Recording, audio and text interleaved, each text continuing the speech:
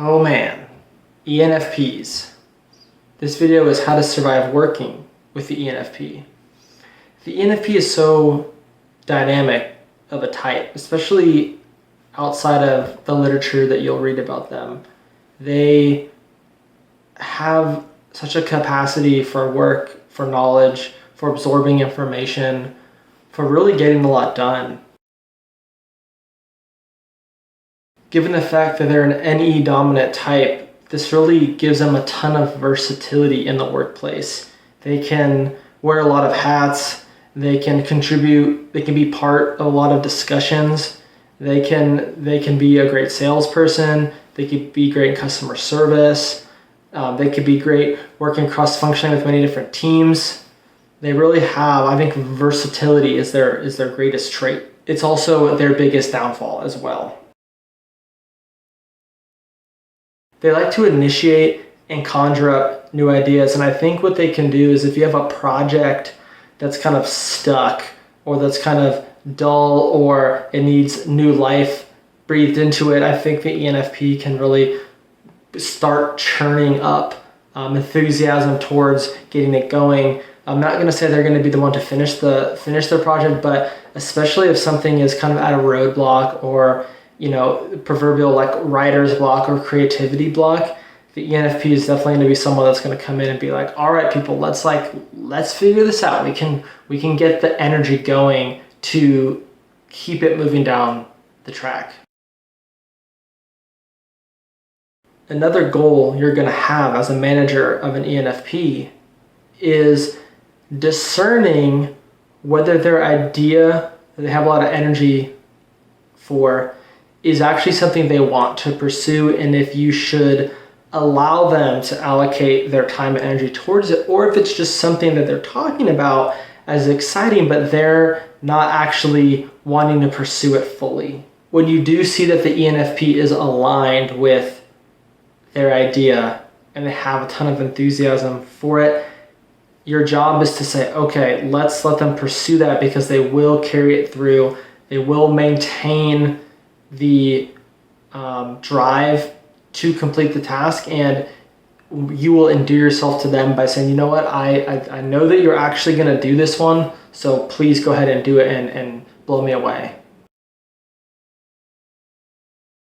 Working with the ENFP as a boss or a colleague, you can really use introverted sensing as a way to kind of establish some ground rules for how we're going to work with new ideas or new and novel ways of going about completing a project or implementing a new workflow or process. And here are a couple of them. You say, do you have the time in your schedule to still do all the other things you have to do, your normal day-to-day duties, and do you have the capacity to not distract yourself from those and then still pursue that? That's number one. Number two would be, let's check back in 3 days. That's a good cooling off period for an idea. Is the idea still good in your head? I use this for myself as an INTJ.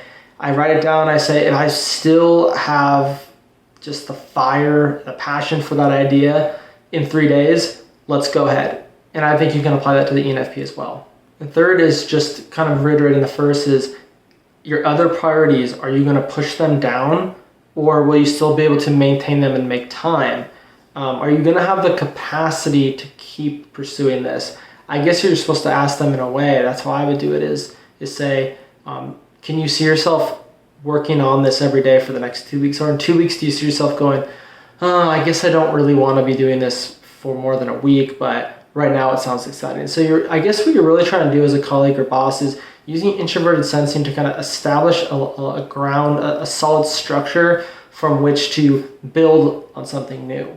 If we've marked this criteria off, we can allow yourself as the ENFP and then as the boss of an ENFP or colleague to say, okay, you've said all these things, you've agreed to it, please proceed. One of the goals for an ENFP themselves is to be able to self-reflexively evaluate whether things are worth their time or not. Because you can be disappointed as an ENFP in yourself with, oh, I really wanted to do that, I just never got the time or the energy, or I spread myself too thin. It's interesting, like when I say spread myself too thin, because there's in previous videos I've talked about the ENTJ loading too much on their plate, thinking that they have enough TE power to make it happen. I think the ENFP they have so much NE power that they can imagine themselves doing all the tasks. And I think they can let themselves down if they're not establishing a pattern of like a matrix, like if I say yes to this, then this, if this, then that, kind of trickles down to, yes, I should pursue this idea or this new avenue, even though I still have all these other duties that I have to do. Can I realistically pursue this other endeavor? ENFPs are one of the strongest types that have that, if I want to do it, I will do it, and if I don't want to do it, I won't do it mindset. Even though FI is in that second place, it really will affect you getting something out of them as a boss or colleague of an ENFP, but as the ENFP themselves, getting motivated to do something. I think that I have worked with ENFPs who will create a lot of energy around other tasks in order to distract themselves from a task that's been assigned or something they don't want to do.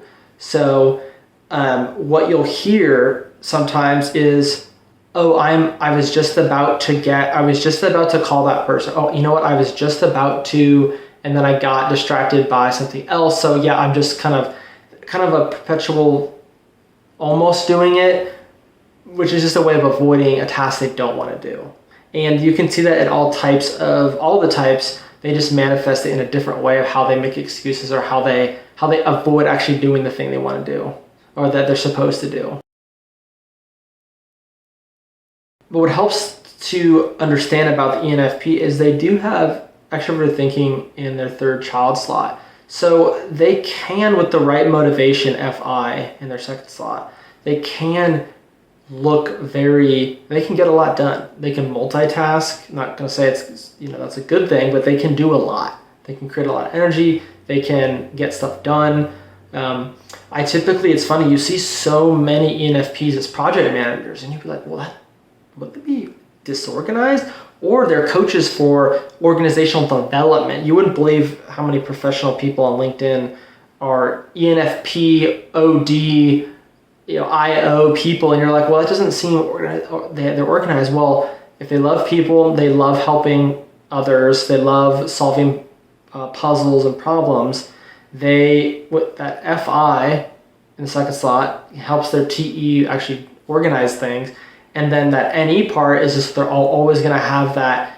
Let's find a way to help this organization, or let's take this global scale organization and look at the hierarchy and look at some of the inefficiencies, and we can make it better, and they're really good at that. Just like the ENTP, the ENFP, they're very quick learners. I don't think many types can really legitimately claim that they are quick learners. Like INTJs are not quick learners. I said this before, we're appropriate learners.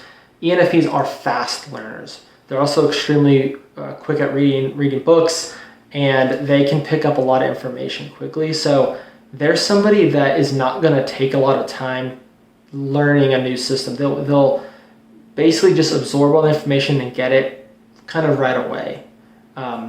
So that's an advantage if you're like, it's a quick hire and you need that person to get moving quickly or get into the sales cycle right away. ENFPs are going to be prime hires for you there. So for those of you who are an ENFP or have worked with ENFPs, what did I miss here? What are some other tips and tricks for surviving working with the ENFP?